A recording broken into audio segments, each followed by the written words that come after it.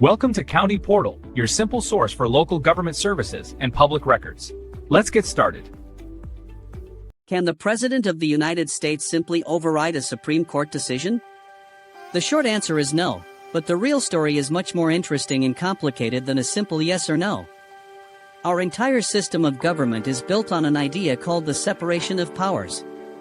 This means we have three co-equal branches: the legislative branch, which is Congress, that makes the laws; the executive branch, headed by the President, that enforces the laws; and the judicial branch, topped by the Supreme Court, that interprets the laws.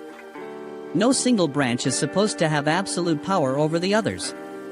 The Supreme Court's major power is called judicial review, which gives it the authority to declare an action by the President or a law from Congress unconstitutional. When the court makes a ruling, it is considered the final word on the legal matter. The President cannot just issue a statement saying, "I disagree, that ruling is cancelled." That would violate the Constitution and trigger a massive political crisis. So, if the President can't directly override the court, are they powerless? Not at all. The President has several powerful tools to influence the judiciary and respond to its decisions. First, and arguably most importantly, is the power of appointment. The President nominates all federal judges, including Supreme Court justices. By choosing judges who share their legal philosophy, a president can shape the direction of the court for decades, long after they've left office. Of course, the Senate has to confirm these nominees, which is another important check in the system. Second, there is the matter of enforcement. The executive branch is responsible for carrying out the court's rulings. Historically, there have been moments of tension. President Andrew Jackson is famously quoted as saying of a Supreme Court decision, "John Marshall has made his decision, now let him enforce it."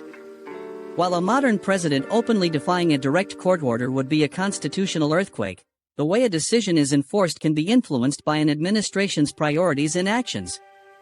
Third, the president can use the bully pulpit, using the power of the office to rally public opinion against a court decision. This political pressure doesn't change the ruling, but it can influence the political climate and encourage Congress to act. Congress itself can pass new laws carefully written to get around the constitutional issues the court identified, or in the most extreme case, it can begin the process of amending the Constitution, which is the ultimate way to overrule a Supreme Court decision, though it's incredibly difficult and rare. The bottom line is this: the President cannot legally override the Supreme Court. The system is designed as a constant push and pull, not a simple hierarchy. The President's power lies in long-term influence through appointments and short-term pressure through political action, not in a magic veto button. Thanks so much for watching. We hope this cleared things up. If you found this video helpful and want to learn more about how our government works, please hit that like button and consider subscribing to the channel for more content.